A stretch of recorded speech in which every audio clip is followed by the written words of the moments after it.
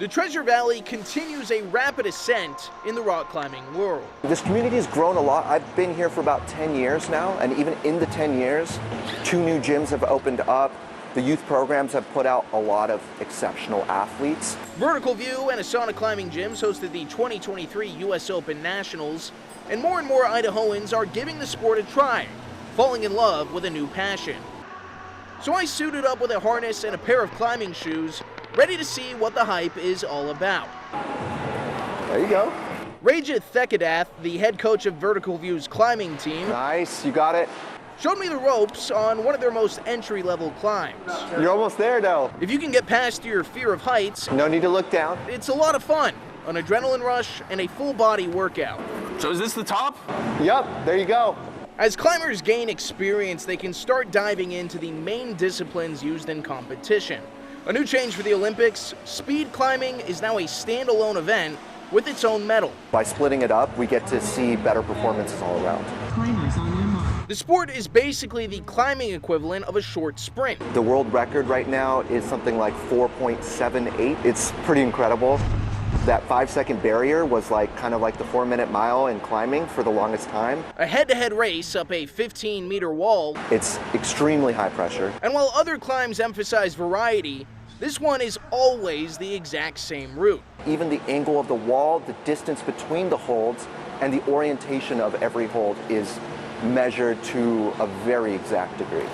Feeling pretty good about my work on the beginner course, Yes! Boom! Let's go. I was ready to give it a shot. There's something about it that is truly unique. I think you'll just have a good time. You'll have to learn the hard way, I think. You tell Jimmy to watch out. I'm coming for Oh, him. dude, Jimmy was eyeing you earlier.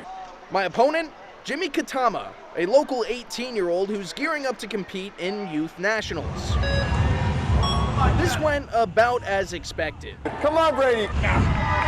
Actually, maybe even worse than expected. Even though the focus is on speed and power, the wall is still an intermediate difficulty. As a beginner, I didn't have the grip strength to pull myself up, I think you got me, Jimmy. but with 11 years of climbing experience, Jimmy made this look pretty easy. Today is kind of my get loose day. I'm kind of preparing for another competition I have in a week. Man, so you just blew by me on your warm-up day. Yeah. As we look ahead to seeing the best in the world take the wall, Jimmy noted the different styles we'd see. Although taller climbers with long arms should benefit from their reach, shorter climbers make up for it with their agility and technique. Everybody's unique. Everybody's body is different, so everybody's style is different. I'm on the shorter side of the climbing world, so my style is dynamic. So I like to jump a lot. I'm very springy, so everybody's a little different. Regardless of ability, getting into climbing is easier than ever. And now featured as a standalone sport, speed climbing is becoming more popular than ever. I think it's amazing that people are starting to see what climbing is and how different climbing is. Honestly, hard to imagine prior to the 16 when they announced it or so. It's unbelievable. A game defined by precision, routine, fluid movement, and the mastery of a perfect swing. Nope, that's... John Scott Sens never let cerebral palsy stop him from chasing his dream. I've just gotten used to it. He has a brace on his left foot, another on his left hand. Nearly all the power comes from the right side of his body. Decades of trial to find what works best for him culminate in a swing that is truly one of a kind. Having to play with basically one side of the body has really put life into a new perspective. Just being one of those guys that came with a body that worked different and had to make adaptations. I worked really hard as I could, essentially, with what I had, and it paid off. He was first team All-League in high school and had a productive 2 years golfing at Napa Valley Junior College. But 4-year programs still weren't convinced. They all said no. Except the College of Idaho. His technique and setup was a little bit different. And I'll be honest, I probably questioned a little bit at first and then watched him bomb a couple baby draws and I was like, okay, this guy actually, he can get the ball around.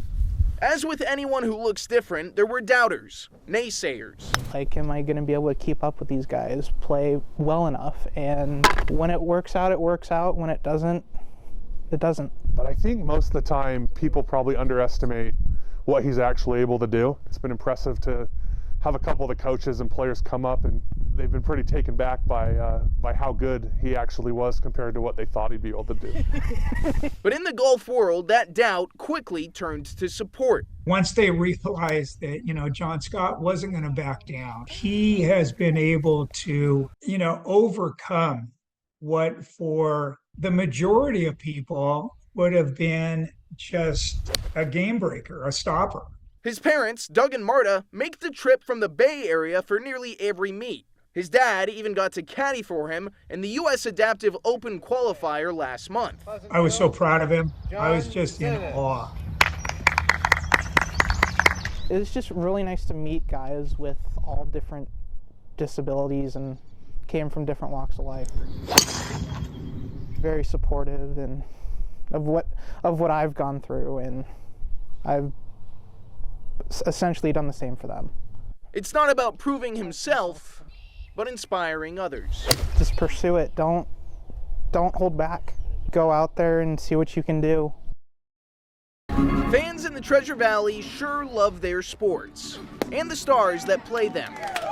But through the years, there might not be a bigger star. He's kind of like an icon. Than the best boy of them all, Blitz. Fetch. Blitz is an American field lab, but better suited as a retriever. So we just had to teach him what to get, where to expect it, and where to bring it back to. And he's busy. Good boy, hold. A dual sport athlete, essentially the Deion Sanders of dogs. Collecting bats for the Boise Hawks and kicking tees for the Boise State Broncos. Sometimes the fans are cheering louder for him than the players. Yeah, I guess you could say so, yeah. He brings the energy to the crowd, so I think that's good for the team. But he definitely leaves some bite marks in the bat, so it's a win-lose sometimes. Blitz. When he's not out living his dream, Blitz hangs out at Positive Pets Dog Training. Oh boy. Helping teach the young dogs who want to grow up to be just like him. He is a huge goofball. Off of the field.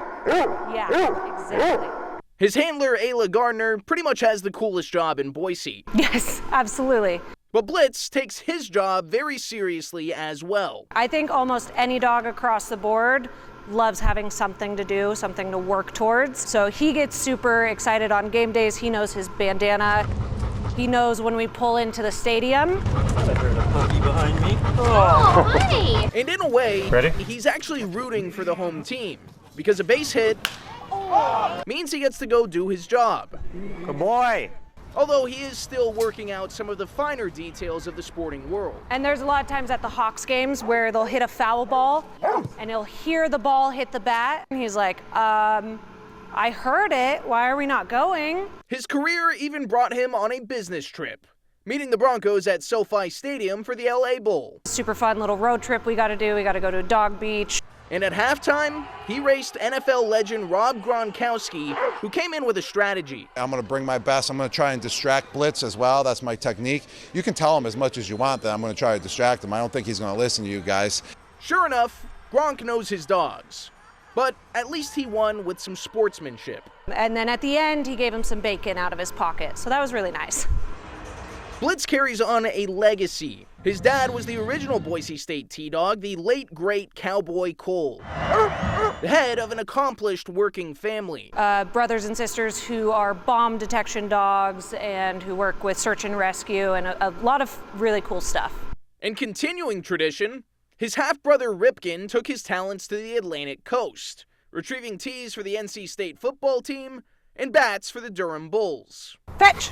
Blitz has been hard at work wrapping up the baseball season while gearing up for year 4 with the Boise State football team. Good job, buddy. Fetch! Excited to see the fans. Good boy. And Buster Bronco. He actually loves the mascots.